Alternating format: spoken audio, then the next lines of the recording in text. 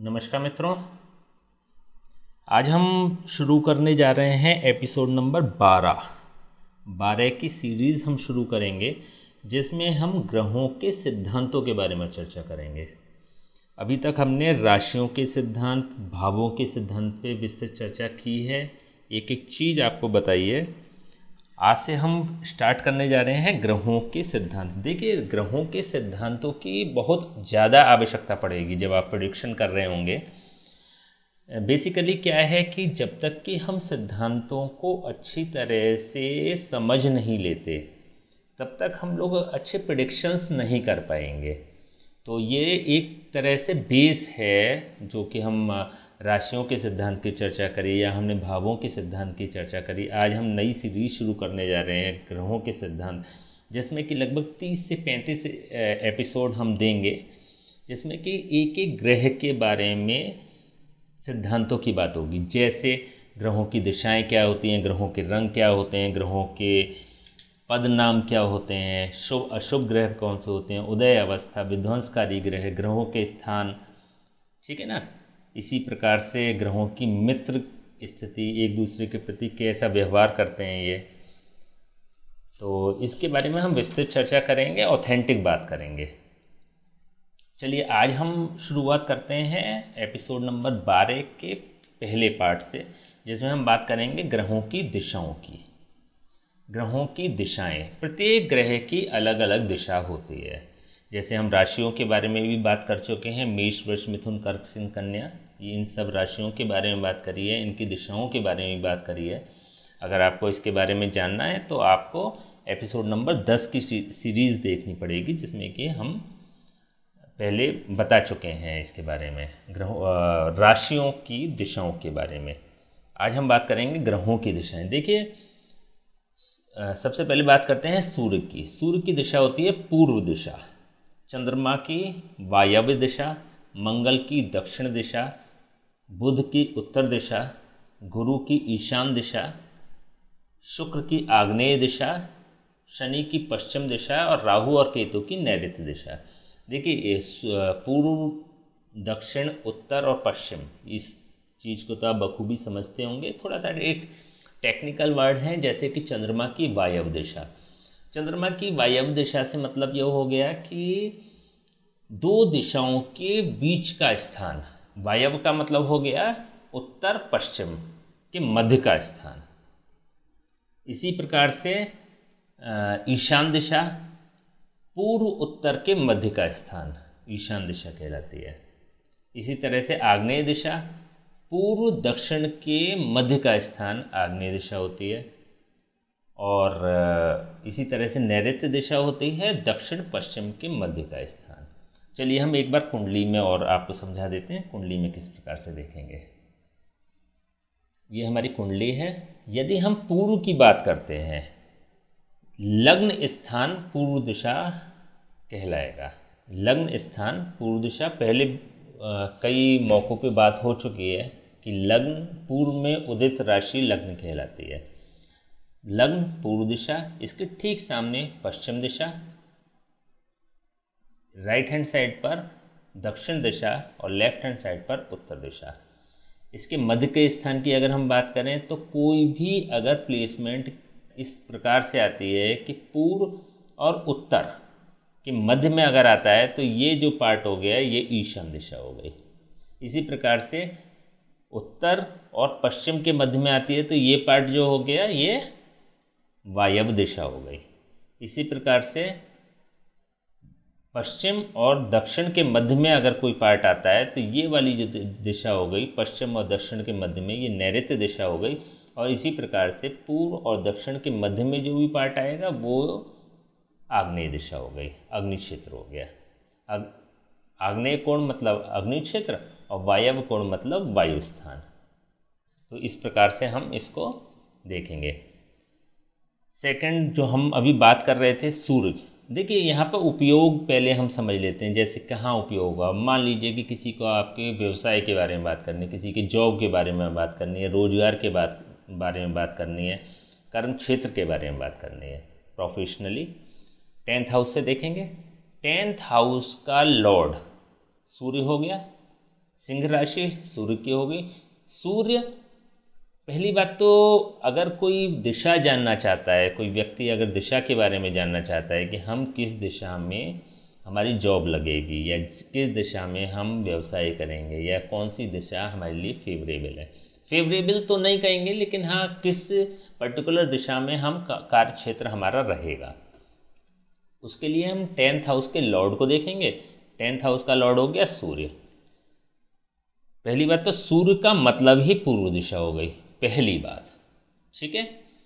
अब हम देखेंगे इसकी जो प्लेसमेंट है, सूर्य की प्लेसमेंट जो जा रही है वो मेष राशि पे जा रही है। मेष राशि के बारे में हम पहले आपको बता चुके हैं, जब हमने राशियों की बात करी थी, राशियों के दिशाओं के बारे में बात करी थी, तो हमने बात करी थी कि मेष राशि की दिशा जो होती है वो पूर्व दिशा होती है।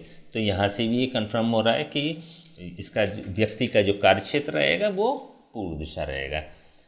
इसकी जो प्लेसमेंट है, अगर भावों की बात करेंगे तो भाव वायव्य दिशा में जा रहा है।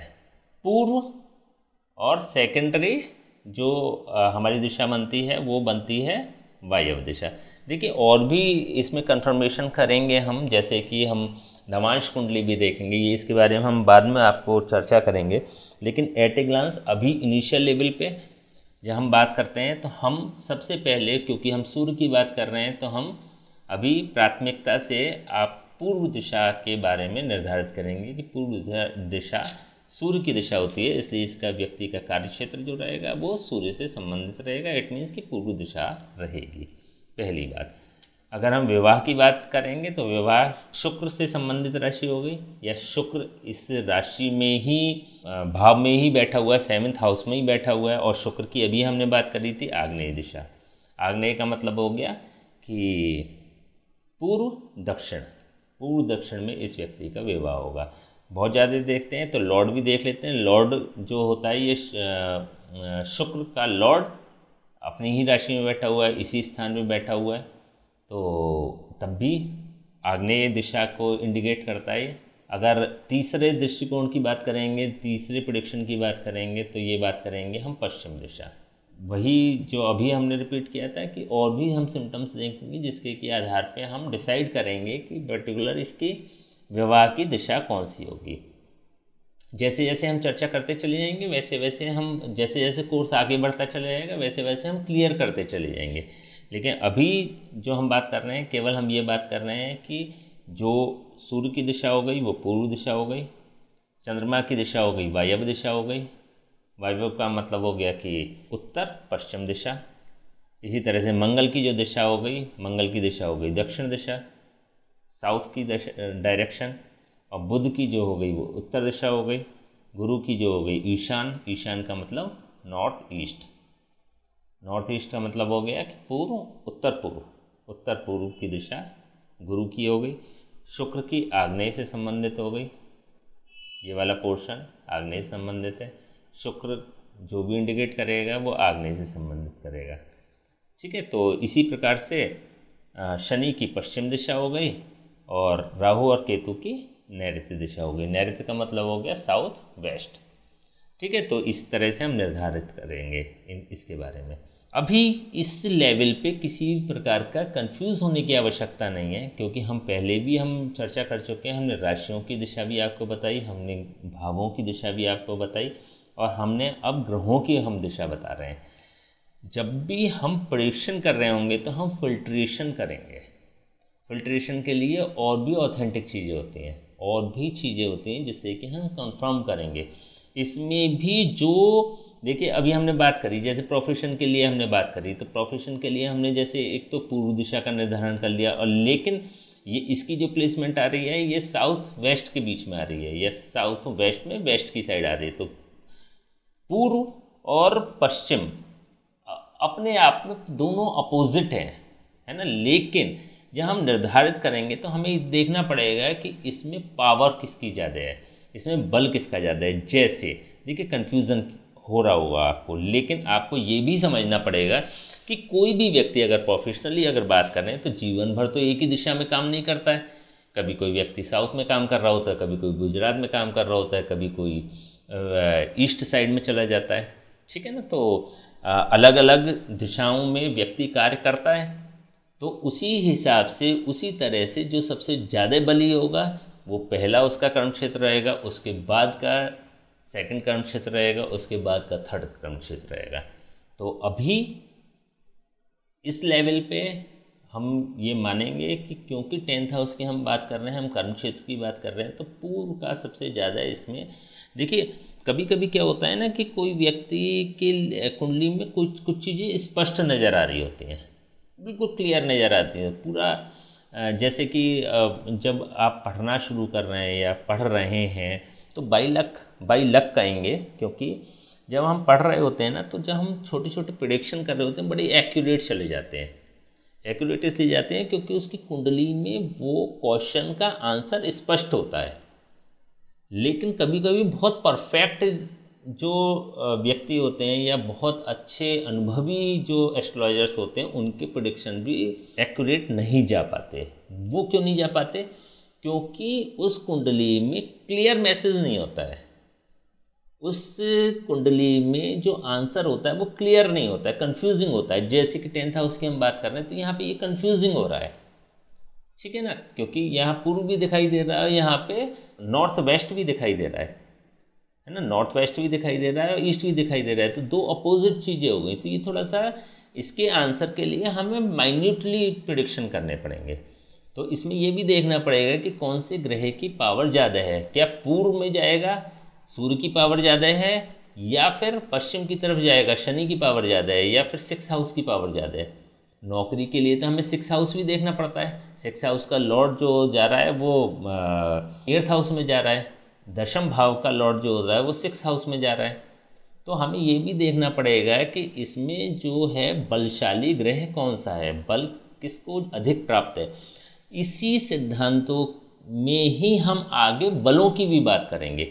ये जो हम बता रहे हैं लगभग 35 जो हम पार्ट इसमें वीडियो के देने जा रहे हैं एपिसोड नंबर 12 में, उसमें हम एक एक चीज़ की बात करेंगे। हम ये भी बताएंगे आपको कि इन ग्रहों का बल कैसे देखा जाएगा, कोई ग्रह कितने पावर के साथ कुंडली में बैठा हुआ है। तो ये बहुत महत्वपूर्ण एपिसोड चल रहा है और बहुत काम आने वाला है आपका। तो एक एक चीज़ पे थोड़ा सा आपको ज़्यादा कंसंट्रेट करना पड़ेगा और गंभीरता से लेना पड़ेगा, क्योंकि इसमें सभी ग्रहों के बलों की भी बात होगी धीरे धीरे जैसे जैसे ये एपिसोड आगे बढ़ेंगे। अभी हम बात की है हमने ग्रहों की दिशाओं की। नेक्स्ट जब हम पार्ट देंगे एपिसोड नंबर 12 के नेक्स्ट पार्ट में हम बात करेंगे ग्रहों के रंग की, ठीक है। ऐसे ही लगातार हम ग्रहों के सिद्धांतों की चर्चा करेंगे, जिससे कि आपको जब भी आवश्यकता पड़े किसी भी ग्रह के बल को जानने की, बलाबल जानने की, तो आपको किसी प्रकार का कन्फ्यूज़न नहीं हो और at a glance, at a click आप ये डायग्नोस कर पाएँ, ये जान पाएँ कि कौन से ग्रह में कौन सा कितना बल है और वो कितने बल के साथ आपको रेस्पॉन्ड करेगा, उस व्यक्ति को रेस्पॉन्ड करेगा। तो उसी के हिसाब से उसके आंसर, क्वेश्चन के आंसर का निर्धारण हो जाएगा, ठीक है। चलिए नेक्स्ट हम बात करने जा रहे हैं ग्रहों के रंग की। तब तक के लिए हमें आज्ञा दीजिए। नमस्कार।